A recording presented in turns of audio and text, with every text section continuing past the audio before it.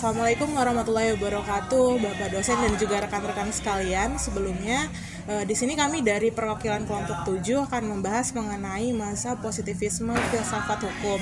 Di sini saya sebagai pemateri pertama akan memaparkan mengenai apa itu aliran filsafat hukum positivisme.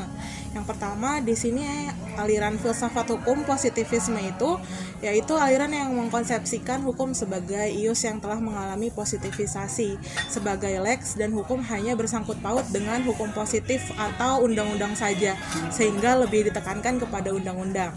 Nah, kemudian karakteristik aliran ini itu selalu mendasarkan pada kenyataan atau bisa disebut dengan realitas atau faktanya. Dan kemudian di sini bersifat metafisik dan tidak menjelaskan esensi maupun gejala alam yang diterangkan berbasis hubungan sebab akibat dan juga berhubungan dengan moral. Kemudian apa itu mazhab positivisme lebih mendalam? Di sini kami akan membahas mengenai positivisme lebih mendalam itu adalah suatu aliran dari filsafat hukum yang beranggapan bahwa teori hukum itu dikonsepsikan sebagai ius yang telah mengalami positifikasi. Kemudian di sini gerakan awal munculnya dari masa positivisme itu dipengaruhi oleh banyak pemikiran dari berbagai bidang ilmu, kemudian juga tentang konsepsi kehidupan manusia termasuk ilmu sosial dan juga ilmu alam.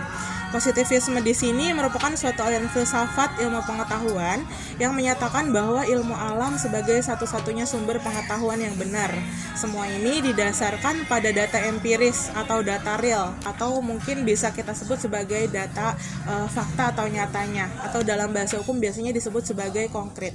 Nah, di sini ilmu hukum menurut aliran filsafat positivisme itu akan melahirkan konsep hukum yang positif, yakni melahirkan seperangkat ketentuan atau aturan atau ketentuan hukum tertulis yang dikeluarkan oleh lembaga yang berwenang. Kemudian ini mengandung perintah di dalamnya. Selain itu, hukum juga dikonsepsikan sebagai peraturan undang-undang yang ditetapkan oleh penguasa atau dari negara itu sendiri, yang nantinya wujud dari suatu produknya adalah berwujud perintah yang harus ditaati karena di dalamnya mengandung sanksi.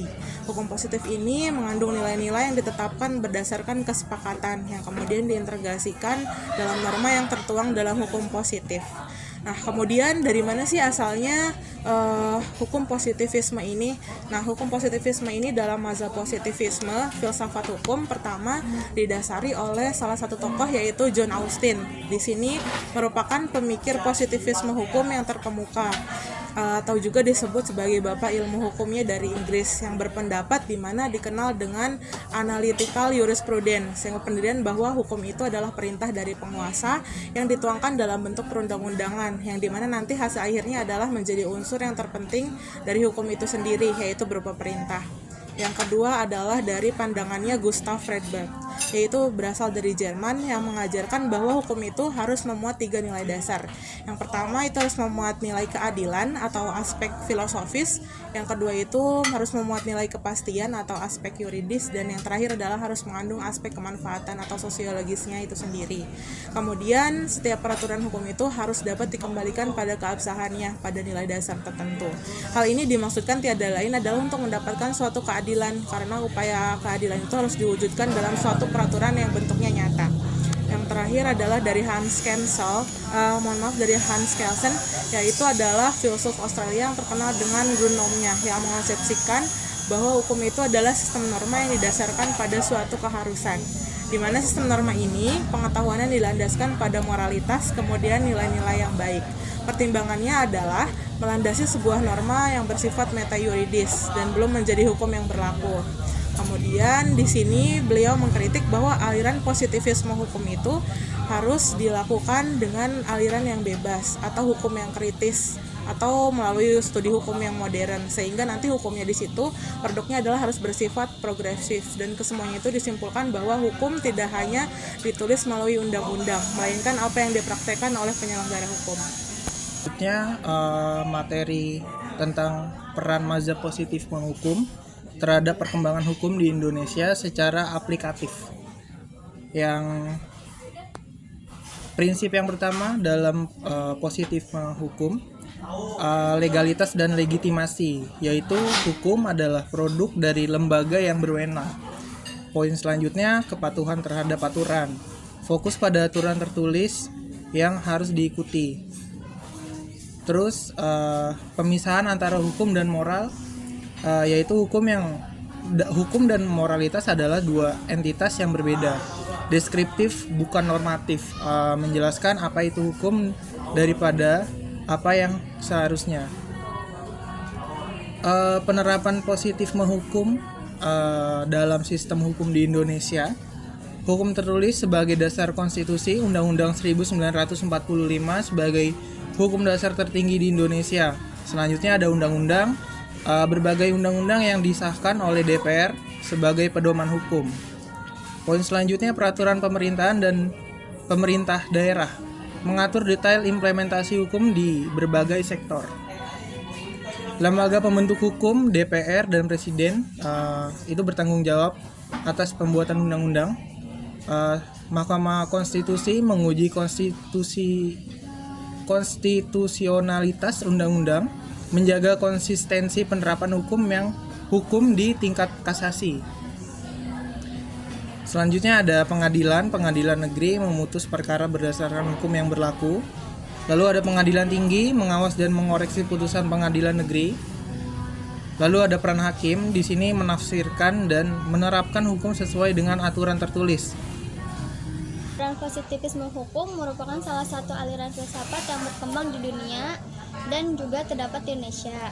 Aliran ini bertujuan untuk menghasilkan hukum yang bersifat objektif yang tidak terpengaruh oleh faktor-faktor subjektif seperti emosi, kepentingan pribadi, atau agama. Aliran ini beranggapan bahwa hukum merupakan produk dari kebijakan pemerintah yang dibuat berdasarkan prinsip-prinsip nasional dan logis dan tidak terkait dengan nilai-nilai moral atau kepercayaan. Nah, penerapan aliran positivisme hukum ini di Indonesia telah memberikan beberapa implikasi bagi pengembangan hukum dan penerapan hukum di Indonesia. Di antaranya adalah yang pertama itu pemerintah memiliki keuangan untuk menetapkan hukum. Penerapan aliran positivisme hukum ini di Indonesia menekankan bahwa hukum merupakan produk dari kebijakan pemerintah. Yang kedua, hukum yang berlaku harus sesuai dengan prinsip-prinsip rasional dan logis. Aliran ini menekankan bahwa penerapan hukum harus sesuai dengan prinsip-prinsip rasional dan logis. Yang ketiga, penerapan harus objektif dan terukur. Penerapan ini menekankan bahwa hukum harus bersifat objektif dan terukur. Yang keempat, menegakkan hukum harus merata dan adil. Penerapan aliran ini juga menekankan kepentingan penegakan hukum yang merata dan adil bagi masyarakat. Dari beberapa yang disebutkan tadi, maka disimpulkan bahwa aliran ini bertujuan untuk menghasilkan hukum yang bersifat objektif yang tidak terpengaruh oleh faktor-faktor subjektif seperti emosi, kepentingan pribadi, atau agama. Nah, penerapan positivisme hukum dalam sistem hukum Indonesia itu ada hukuman tertulis sebagai dasar. Pertama ada konstitusi, Undang-Undang Dasar 1945 sebagai hukum dasar tertinggi di Indonesia. Yang kedua, berbagai undang-undang yang disahkan oleh DPR sebagai pedoman hukum. Yang ketiga, peraturan pemerintah dan daerah mengatur detail implementasi hukum di berbagai sektor. Nah, terus yang bagian lembaga pembentuk hukum itu ada DPR, Presiden. Itu bertanggung jawab atas pembuatan undang-undang.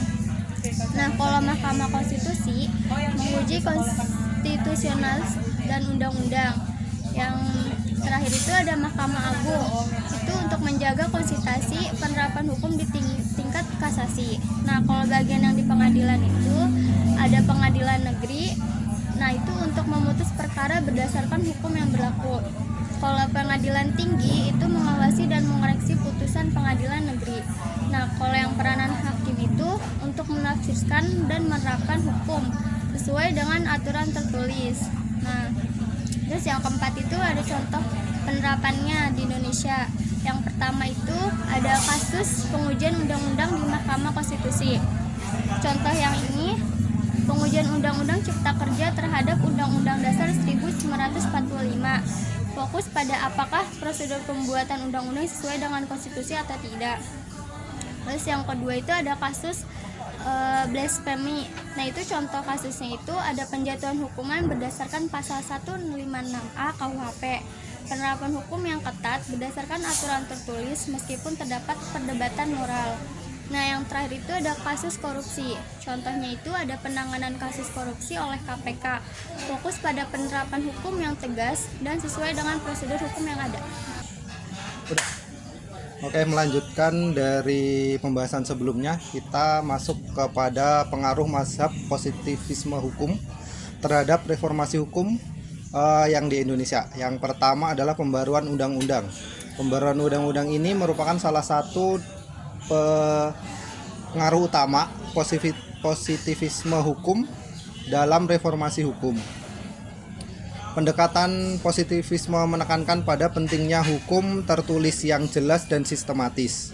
Oleh karena itu, positivisme mendorong satu, revisi dan modernisasi dalam peraturan undang-undang yang sudah tidak relevan dan tidak efektif diubah dan diperbarui untuk menyesuaikan dengan perkembangan zaman dan kebutuhan masyarakat. Hal ini dilakukan untuk proses legislasi yang formal dan terstruktur. Yang selanjutnya, kodifikasi hukum, menyusun hukum dalam bentuk kode dan kompilasi yang jelas dan teratur sehingga mudah diakses dan dipahami oleh masyarakat. Selanjutnya, pengaruh mazhab positif ini juga berpengaruh pada penegakan hukum yang lebih ketat, di mana hukum menekankan pentingnya penegakan aturan yang sudah ditetapkan secara konsisten. Hal ini mendorong pertama implementasi aturan yang konsisten, di mana penegakan hukum dilakukan berdasarkan aturan yang tertulis yang ada tanpa adanya interpretasi yang lain, baik berlebihan atau penyimpangan interpretasi. Ini mengurangi peluang penyalahgunaan wewenang oleh penegak hukum dan pejabat pemerintah. Selanjutnya adalah pengawasan dan sanksi yang ketat. Sistem hukum dirancang untuk memastikan bahwa pelanggaran hukum ditindak secara tegas dan sanksi yang harus sesuai. Pengawasan yang ketat ini diharapkan penegak hukum dapat mengimplementasikan dan memastikan bahwa aturan dijalankan sebagaimana mestinya. Selanjutnya adalah peningkatan transparansi dan akuntabilitas. Positivisme hukum yang berkontribusi pada peningkatan transparansi dan akuntabilitas dalam pemerintahan dan institusi penegak hukum. Hal ini dapat dilakukan melalui satu, dokumentasi dan publikasi hukum, di mana hukum yang tertulis dipublikasikan secara luas kepada masyarakat dan diharapkan masyarakat mengetahui hak dan kewajiban mereka serta proses hukum yang berlaku. Hal ini digunakan untuk meningkatkan transparansi karena semua pihak dapat memiliki akses yang sama terhadap informasi hukum. Yang selanjutnya adalah akuntabilitas pejabat publik. Aturan hukum yang jelas menetapkan standar perilaku dan tanggung jawab pejabat publik, sehingga mereka dapat dimintai pertanggungjawaban atas tindakan apa yang mereka lakukan. Mekanisme hukum juga memungkinkan adanya evaluasi dan pengawasan terhadap kinerja pejabat publik dan lembaga pemerintahan. Terus selanjutnya, keterbukaan proses legislasi. Proses pembentukan undang-undang dilakukan secara terbuka, melibatkan partisipasi publik, sehingga masyarakat dapat mengawasi dan memberikan masukan terhadap kebijakan hukum yang dibuat atau yang akan diterapkan. Nah, secara keseluruhan, mazhab positivisme hukum membantu menciptakan kerangka hukum yang lebih jelas, konsisten, dan akuntabel, yang pada gilirannya mendukung upaya reformasi hukum yang lebih efektif dan responsif terhadap keluhan masyarakat. Oke, baik. Melanjutkan dari materi yang sebelumnya, pada saat ini hukum di Indonesia berada pada landasan filsafat positivisme yang merupakan kepanjangan tangan dari ajaran Cartesian Newtonian. Sesungguhnya positivisme ini merupakan aliran pemikiran yang memperoleh pengaruh kuat dari ajaran positif pada hukumnya. Oleh karenanya, pemahaman ajaran positif hukum ini merupakan norma positif dalam sistem peraturan perundang-undangan. Dan untuk tantangan dan kritikan yang terjadi pada saat ini terhadap pengembangannya prakteknya pada ajaran hukum di Indonesia. Yang pertama, terdapat ketidakadilan hukum dan menunjukkan beberapa kasus menunjukkan ketidakadilan dalam penerapan karena hukumnya yang terlalu kaku, dan selanjutnya yang kurang fleksibilitasnya ini mazhab positivisme hukum dalam praktiknya di Indonesia, sehingga sulitnya menyesuaikan hukum tertulis dengan dinamika sosial yang cepat berubah dan subjektif dalam penegakan hukum. Meskipun hukum tertulis, interpretasi dan penerapan masih dapat dipengaruhi oleh subjektivitas oleh hakim. Dan untuk prospek kedepannya diperlukan reformasi hukum berkelanjutan, upaya untuk terus memperbaiki dan memperbarui sistem hukum agar tetap relevan dan adil, serta meningkatkan integrasi nilai-nilai moral, mencari keseimbangan antara kepastian hukum dan keadilan moral dalam penerapan hukum, serta penguatan lembaga-lembaga penegakan hukum demi meningkatkan kualitas dan integritas dari setiap lembaga-lembaga penegakan hukum yang ada di Indonesia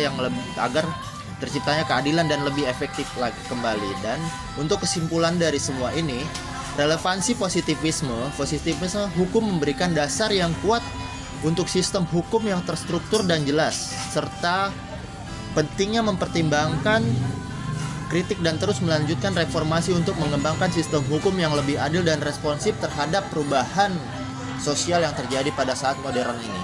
Sistem hukum modern yang sekarang ini, keadilan sudah dianggap diberikan dengan membuat hukum positif, tetapi dalam praktiknya pembangunan paradigma positivisme hukum dan hukum modern ternyata banyak menimbulkan kekakuan sedemikian rupa sehingga pencarian kebenaran dan keadilan tidak pernah tercapai dikarenakan terhalang oleh tembok-tembok prosedural. Dan kejadian-kejadian tersebut lebih memprihatinkan karena akibat menggunakan kacamata positivisme kaku dalam menginterpretasikan berbagai undang-undang di Indonesia, maka berbagai kebijakan penegakan hukum maupun putusan hakim gagal untuk menghasilkan suatu keadilan yang substansial, melainkan hanya sekedar mampu menghasilkan keadilan yang prosedural.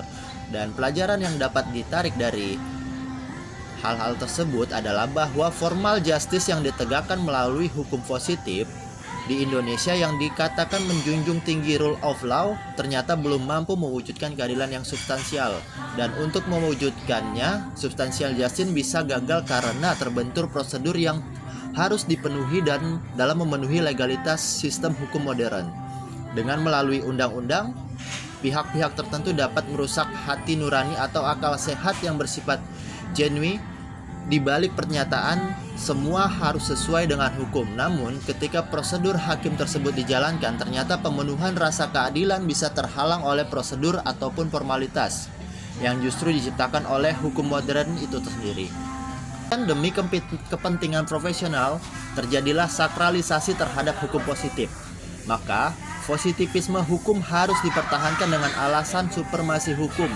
Sekalipun hukum positif membelenggu di Indonesia dalam ketidakberdayaan mengungkap kasus-kasus yang mengantarkan Indonesia pada merosotan etika berbangsa. Oleh karena itu, yang sangat diperlukan saat ini adalah membentuk mental dan moral yang berintegritas sejalan dengan apa yang diajarkan dalam undang-undang yang berlaku di Indonesia. Dan selanjutnya, penegakan hukum bisa berjalan dengan baik dan keadilan dapat terwujud, maka yang menjadi prioritas utama adalah para penegak hukumnya yang bermoral dan berintegritas, bukan keberadaan undang-undangnya yang terlebih dahulu atau diutamakan.